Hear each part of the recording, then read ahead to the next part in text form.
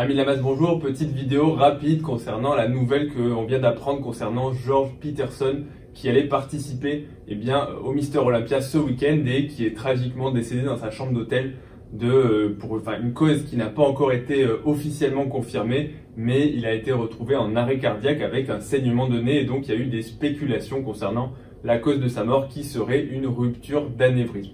Donc dans cette vidéo, on va parler très rapidement de ce qu'est la rupture d'anévrisme et du lien possible avec le bodybuilding. Est-ce que ça a un lien ou non avec sa préparation à la compétition de Mister Olympia? Générique.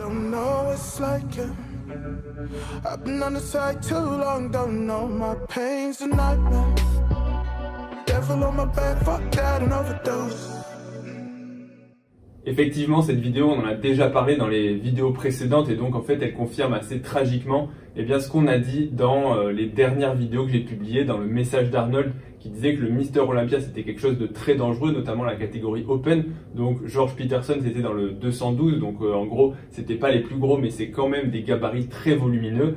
Et finalement le fait que le sport, le bodybuilding prend une tournure où il y a de plus en plus de personnes décédées. Et donc cette nouvelle vient finalement confirmer tout ce qu'on pas qu'on attendait, mais finalement vient confirmer la série, puisque c'est le plus haut niveau du bodybuilding et qu'on apprend qu'un athlète qui était en parfaite santé a priori, en tout cas apparente en parfaite santé et tragiquement décédé, il n'y a pas d'autre terme pour qualifier ça. Il avait 37 ans et il est retrouvé à l'approche d'une compétition dans sa chambre d'hôtel, la tête contre le sol, c'est ce qui est dit par son coach, que finalement il a essayé de l'appeler, qu'il lui répondait pas et donc il s'est dit c'est totalement inhabituel, il devrait répondre, il est en pleine préparation, il est en pleine forme, donc je comprends pas. Il tape à sa chambre d'hôtel, il y a personne qui répond et finalement, c'est ce qu'il nous dit sur les différentes informations qu'on a eues. Il appelle la sécurité de l'hôtel qui fracasse la porte, il rentre et il le trouve au sol avec en gros en état d'arrêt cardiaque, mais a priori un arrêt cardiaque qui était finalement beaucoup trop tard puisque le corps était déjà froid. Dans ces cas-là, on réanime. Mais très rapidement, on se rend compte que c'est trop tard pour réanimer, puisque pour faire du massage cardiaque, il faut que le décès, l'arrêt cardiaque soit survenu de façon, en gros, il n'y a pas très longtemps. Sinon, on ne peut pas réanimer quelqu'un qui est mort depuis longtemps, ça n'a aucun intérêt, c'est inefficace. Et même si on arrive à récupérer quelqu'un, s'il n'y a pas eu de massage cardiaque, les séquelles neurologiques sont en fait gravissimes et donc on récupère des gens qui n'ont plus d'activité cérébrale.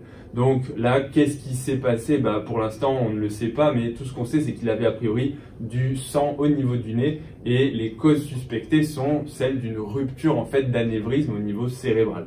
On va rapidement parler de ce que c'est que l'anévrisme cérébral, de ce que c'est qu'une rupture d'anévrisme, parce que c'est quelque chose que tout le monde a déjà entendu, mais finalement, assez peu de monde sait ce que c'est vraiment qu'une rupture d'anévrisme. Donc, si on résume, alors bien sûr, ce que je vais dire, on ne sait pas ce que c'est que la cause réelle, là c'est une supposition, c'est parce qu'effectivement quand un anévrisme explose, se rompt au niveau du cerveau, ça peut faire saigner au niveau du nez, mais c'est une cause supposée et peut-être que c'est totalement faux. De la même façon, quand on va parler des causes, du rapport avec la musculation possiblement, ce qui n'est même pas sûr, forcément c'est que des suppositions et c'est plus pour essayer de détailler un petit peu sans parler de ce pauvre George Peterson puisque on connaît pas ce qu'il faisait, etc. Vous aurez compris ce que je veux dire. Donc premièrement, c'est quoi un anévrisme cérébral? Au niveau du cerveau, il y a des artères pour vasculariser le cerveau, apporter de l'oxygène, des nutriments, du sucre, bref, pour que le cerveau fonctionne bien. Un anévrisme, ça peut être localisé au niveau du cerveau, on parle d'anévrisme intracrânien, mais ça peut être localisé sur n'importe quelle artère. On peut avoir un anévrisme au niveau de l'aorte, on peut avoir un anévrisme au niveau des artères du cœur, au niveau des artères rénales, bref, un anévrisme c'est tout simplement, c'est la définition, c'est une dilatation avec une perte de parallélisme des parois. En gros, un anévrisme, c'est quand une artère va se dilater avec une fragilité au niveau de la paroi. Un anévrisme, en gros, il y a deux types, c'est soit les anévrismes ronds, soit les anévrismes plus fusiformes, plus allongés. Ça n'a pas grand intérêt de le savoir, mais ce qu'il faut savoir, c'est que la paroi d'un anévrisme, elle est fragilisée. C'est pour ça que l'anévrisme se dilate et la paroi se dilate et devient plus fragile. C'est sous les contraintes hémodynamiques, c'est le sang qui pousse qui va fragiliser et dilater justement cette artère. Et le risque, c'est que plus ça se dilate et plus les parois de l'anévrisme sont fragiles. Et le risque de l'anévrisme, c'est que les parois se rompent et que finalement, il y ait en gros un saignement. Et donc, vous imaginez bien que s'il y a un saignement au niveau intracrânien, ça fait des tableaux gravissimes d'hémorragie cérébrale avec du sang qui va remplir le cerveau, sauf que le cerveau il est dans une boîte le crâne inextensible et donc ça comprime le cerveau et donc ça fait des dégâts assez importants, souvent, pas toujours, hein, mais souvent irréversibles dans les hémorragies majeures. Et l'autre chose qui peut arriver, c'est ce qu'on appelle l'hémorragie méningée. C'est en gros l'anévrisme qui va se rompre dans les méninges. Bon, c'est tout un système de drainage de liquide céphalorachidien qui permet en gros d'amortir les chocs et de nourrir une partie du cerveau. Et quand ça saigne à l'intérieur, là aussi, ça fait des tableaux catastrophiques. Et c'est pour ça que parfois, eh bien, il y a aussi des saignements de nez parce qu'il peut y avoir des communications au niveau cérébral. L'autre hypothèse, c'est tout simplement qu'en fait, en tombant, s'il a fait une complication neurologique, eh bien, il s'est fracturé en gros les os de la base du nez, la base du crâne, et qu'il est ensuite saigné du nez. Donc c'est difficile de savoir véritablement si c'est ça ou pas. Maintenant, ce qu'on peut dire, c'est qu'effectivement, c'est une des causes possibles parce que parfois, eh bien, les hémorragies méningées peuvent se traduire par des saignements au niveau du nez. Bon, il ne faut pas flipper, il ne faut pas avoir peur si vous avez un jour un saignement de nez. Le plus souvent, c'est pas ça, mais la rupture d'anévrisme, ça donne en général des maux de tête assez violents parce que, eh bien, quand ça saigne de seul coup, ça fait ce qu'on appelle des céphalées, des maux de tête en coup de tonnerre qui sont là de façon très brutale, très intense et parfois avec des déficits neurologiques si le cerveau est touché.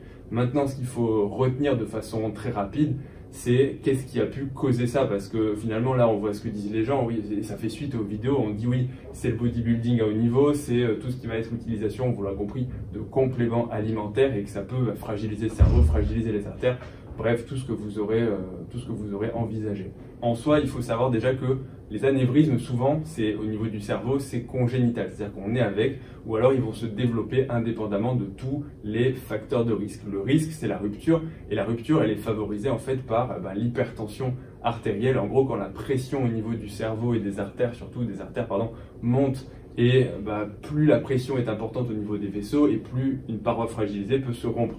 Donc tout ce qui va faire monter la pression artérielle peut là aussi faire en gros favoriser une rupture d'anévrisme. Donc effectivement, dès qu'on va pousser lourd, donc tout ce qui va être musculation lourde avec le Valsalva qui fait monter la pression artérielle et donc intracrânienne, ça peut favoriser les ruptures d'anévrisme, mais eh bien, dans la musculation, là aussi, eh bien, certains produits dopants, on ne sait pas s'ils en utilisent à l'Olympia ou pas, c'est pas la question, mais certains produits dopants, là aussi, provoquent des hypertensions artérielles.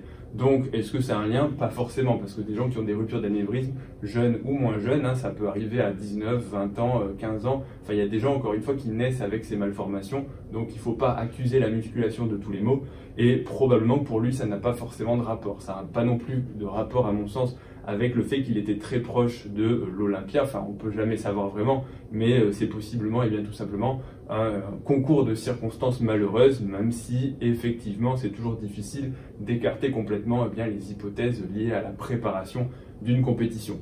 Donc, pour ceux qui se poseraient aussi la question, en gros, quand on a une hémorragie, que ce soit méningée ou intracrânienne par une rupture d'anévrisme, qu'est-ce qu'on peut faire? La première chose, c'est de le diagnostiquer. Ça veut dire, si vous avez des déficits neurologiques, une paralysie, un manque d'humour, en gros, c'est des signes d'AVC. Si vous avez des maux de tête violents ou des saignements associés à des maux de tête qui sont inexpliqués, bref, ça peut être des signes, effectivement, de rupture d'anévrisme, eh bien, il faut consulter aux urgences, donc très rapidement, pour faire des examens complémentaires, notamment scanner cérébral, en gros visualiser bien les artères et ou voir s'il y a un saignement et ensuite être pris en charge extrêmement rapidement en extrême urgence en service soit de neurochirurgie, soit de neuroradiologie interventionnelle. En gros, il faut arrêter le saignement, il faut colmater la brèche.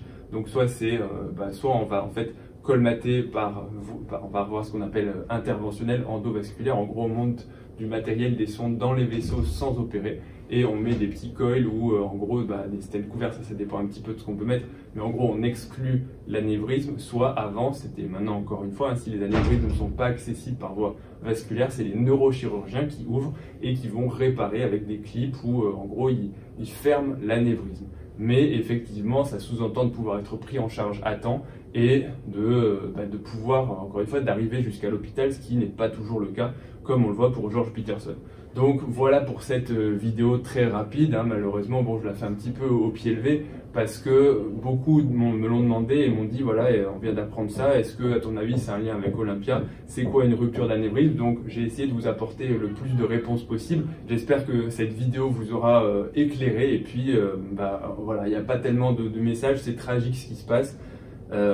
Compétiteur à Olympia ou pas à Olympia, hein, finalement c'est toujours extrêmement triste d'apprendre qu'un athlète qui est en bonne santé apparente, même si peut-être que voilà, parfois il y a des choses qu'on ignore, décède à l'âge de 37 ans.